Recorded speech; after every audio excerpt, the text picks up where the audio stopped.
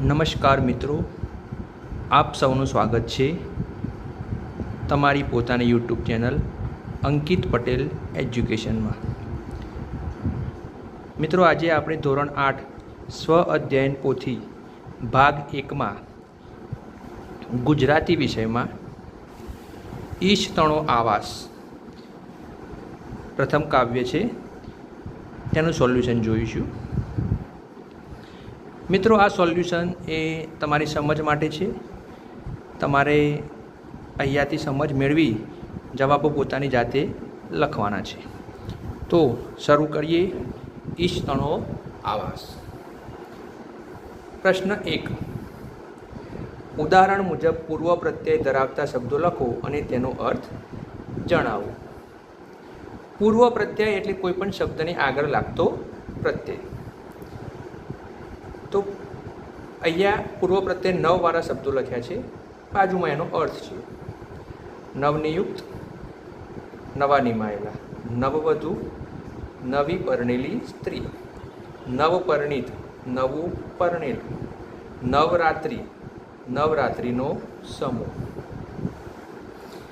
અહીંયા પ્રત્યયમાં પ્રતિ લગાવવાનું છે. પૂર્વ પ્રત્યયમાં તો પ્રતિવાળા શબ્દો: પ્રતિદિન, પ્રતિરોધ, વિરોધ, પ્રતિશોધ, બદલાની ભાવના, પ્રતિવર્ષ, દર વર્ષે, પ્રતિયોગિતા, હરીફાઈ. તો આ પ્રત્યયવાળા શબ્દો છે. હવે નીચે પ્રશ્ન 2. શબ્દનો અર્થ ધારી સાચા અર્થ નીચે ખરું કરો. અહીંયા જે શબ્દ આપ્યો છે એનો સમાનાર્થી શબ્દ હોય તો ખરું કરવાનું છે. તો અહીંયા ઈશ શબ્દ છે. ઈશ એટલે માલિક, પરમેશ્વર, ધણી પણ થાય, ઈશ્વર. આવાસ, ઘર, નિવાસ સ્થાન, વસવાટ પણ થઈ શકે. હાસ, હાસ્ય, હસવું તે. 4. અથરું, ઉતાવળું, ચંચળ, અધીરું. 5. સહિયારું, ભેગું, ભાગવાળું, વહેંચ્યું ન હોય તેવું. હવે પ્રશ્ન 3 જોઈએ. નીચે આપેલ વાક્યમાં રેખાંકિત શબ્દને સ્થાને કૌંસમાં આપેલ શબ્દનો ઉપયોગ કરી નવું વાક્ય બનાવો. મિત્રો, અહીંયા જે શબ્દો વાક્યો આપ્યા છે એ વાક્યની પાછળ એક શબ્દ આપ્યો છે. આ લીટીવાળો શબ્દ કાઢી અને કૌંસમાં જે શબ્દ આપ્યો છે એ શબ્દ મૂકીને નવું વાક્ય બનાવવાનું છે. તો એક ઉદાહરણ જોઈ લઈએ. પુષ્પતણી પાંદડીએ બેસી હસતું કોણ ચિરંતર હાસ. તો હાસ એટલે હસવું. હસવાની જગ્યાએ આપણે રુદન કરવાનું છે. તો અહીંયા નવું વાક્ય બનાવ્યું છે: નાનું બાળક રુદન કરી રહ્યું છે. તો એ જ રીતે આ બધા ઉદાહરણ લખેલા છે, જેમાં આપણે લીટીવાળો શબ્દ બદલીને કૌંસવાળો શબ્દ મૂકીને વાક્ય બનાવેલા છે. હવે આગળ જોઈએ પ્રશ્ન 4. કાવ્યને આધારે સાચો વિકલ્પ પસંદ કરી લખો. આપણું જે કાવ્ય છે ઈશ તણો આવાસ, તેના આધારે આપણે સાચો વિકલ્પ પસંદ કરવાનો છે. પ્રથમ છે, આ તો ઈશ તણો આવાસ એટલે, તેનો જવાબ આવશે આ વિશ્વ ઈશ્વરનો આવાસ છે. 2. તું આમંત્રિત અતિથિ એનો, નહીં સ્વામી નહીં દાસ. આ પંક્તિનો સાચો અર્થ જણાવો. આપણે સૌ આ પૃથ્વી પર આમંત્રિત છીએ, પૃથ્વીના સ્વામી કે દાસ નથી. આ જે ખરું કર્યું છે તમારે આ લીટીમાં જવાબ લખવાનો છે. બીજા પ્રશ્નમાં પણ આ જે ખરું કર્યું છે તે તમારે અહીંયા લખી દેવાનું છે. પ્રશ્ન 3. વેરતો પ્રતિ પર હેતનું હાસ. ઈશ્વર દરેક ક્ષણે હાસ્યરૂપી હેત વરસાવતો રહે છે. 4. સૌ સાથે વહેંચીને ખાજે રામની દીધેલ રોટી. ઈશ્વરે આપેલું અન્ન આપણે પરસ્પર વહેંચીને ખાવું જોઈએ. આ રીતે સાચું કરી અને નીચેની લીટીમાં આપણે અહીં જે સાચો જવાબ છે તે પણ લખી દઈશું.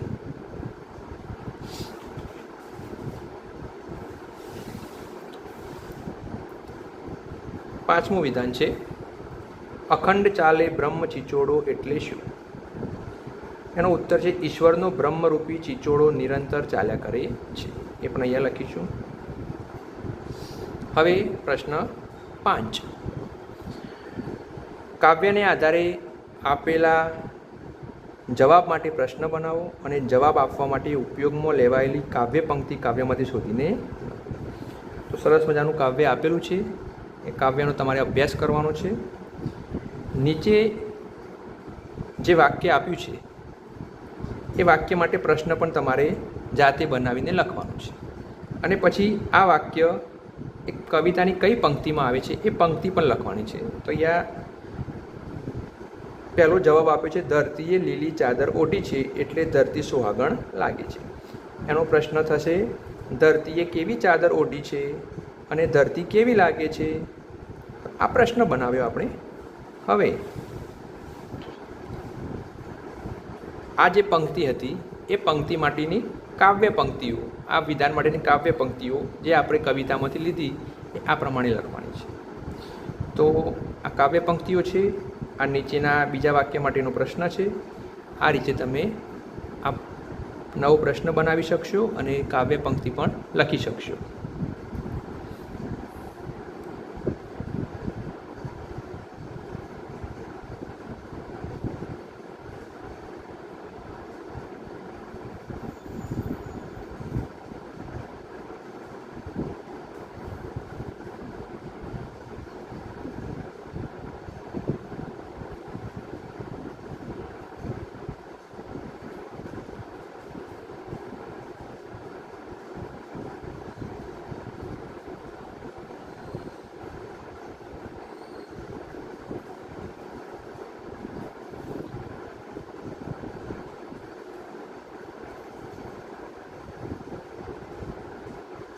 મિત્રો, નીચે પ્રશ્ન નંબર 6. પ્રશ્નના ઉત્તર લખો. કાવ્યના આધારે લાંબા પ્રશ્નોના ઉત્તર લખવાના છે. કવિએ માનવીને આમંત્રિત અતિથિ શા માટે કયો હશે? તો આપણે જાણીએ છીએ કવિતામાં કે મનુષ્ય છે એ આ સંસારમાં અતિથિ છે. જેનો જન્મ થાય છે તેનું મૃત્યુ નિશ્ચિત છે. મનુષ્યએ પણ આ દુનિયા છોડીને એક દિવસ જવાનું છે. અહીં તે પૃથ્વી પર માલિક કે દાસ નથી, પણ થોડા સમય માટે આવેલો આમંત્રિત અતિથિ છે. માટે તેને આમંત્રિત અતિથિ કહ્યો છે.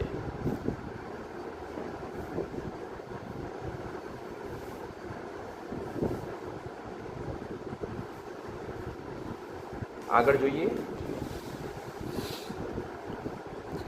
પ્રશ્ન 2. આ કાવ્યનો મુખ્ય સંદેશ જણાવો. ઈશ તણો આવાસ કાવ્યનો મુખ્ય સંદેશ. આ કાવ્યનો મુખ્ય સંદેશ છે કે આ વિશ્વ પ્રભુનો આવાસ છે. વ્યક્તિ માત્ર તેનો મહેમાન છે. તે આ સંસારનો માલિક કે દાસ નથી. વ્યક્તિએ અહીં યથાશક્તિ કર્મ કરી જીવનનો આનંદ માણવાનો છે. પ્રભુ દ્વારા મળેલું પરસ્પર વહેંચીને ખાવાનું છે.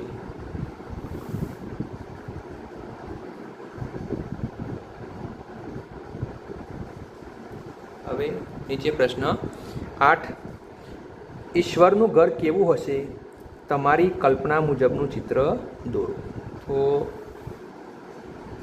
અહીં આપણે કલ્પના કરવાની છે કે ભગવાનનું ઘર કેવું હોય, અને તમારી કલ્પના મુજબ અહીંયા પ્રભુનું ઘર દોરો.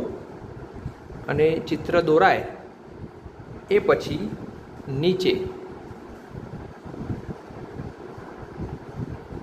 અહીંયા તમે એનું વર્ણન લખશો. ચિત્ર વિશે થોડા 5-10 વાક્યોમાં વર્ણન લખવાનું છે. હવે પ્રશ્ન 10. ઈશ્વર વિષયક અન્ય કાવ્ય મેળવીને લખો. ઈશ્વરની ભક્તિ, ઈશ્વરની પ્રાર્થના, પ્રભુનું સ્મરણ કરતું બીજું એક કાવ્ય અહીંયા લખ્યું છે આપણે. મંદિર તારું વિશ્વરૂપારું સુંદર સર્જન હારા રે, પર તારા દર્શન થાય દેખે દેખણ હારા રે. નહીં પૂજારી નહીં કોઈ દેવા, નહીં મંદિરને તાળા રે, નીલ ગગનમાં મહિમા ગાતા ચાંદો સૂરજ તારા રે. વર્ણન કરતા શોભા તારી, થાક્યા કવિગણ ધીરા રે, મંદિરમાં તું ક્યાં છુપાયો શોધે બાલ અધીરા રે. તો તમે આ કવિતા પણ લખી શકો અને અન્ય ઈશ્વર ભક્તિની કવિતા પણ મેળવીને લખી શકો, જેમ કે પર્વત તારા પહોળા ખંભા પણ લખી શકાય. હવે પ્રશ્ન 11. તમારી શાળામાં ગવાતી પ્રાર્થનાઓની એક પંક્તિ લખો. તો આપણી શાળાઓમાં દરરોજ નવી પ્રાર્થનાઓ થતી હોય છે. અહીંયા થોડા ઉદાહરણ સ્વરૂપ મેં લખ્યું છે. મનુષ્ય તું બડા મહાન હૈ, ઇતની શક્તિ હમે દેના દાતા, મૈત્રી ભાવનું પવિત્ર ઝરણું, પરમેશ્વર તું મને ચરણોમાં લે. તો મિત્રો, આ પ્રકારે આપણે સ્વાધ્યાય પોથીના સોલ્યુશન તમારી સમજ માટે મૂકતા રહીશું. તમે એમાંથી જરૂરી માર્ગદર્શન લેજો, જાતે લખવાનો પ્રયત્ન કરજો. આ વિડીયો ગમે તો મારી ચેનલને સબસ્ક્રાઈબ કરજો, લાઈક કરજો, શેર કરજો. Thank you.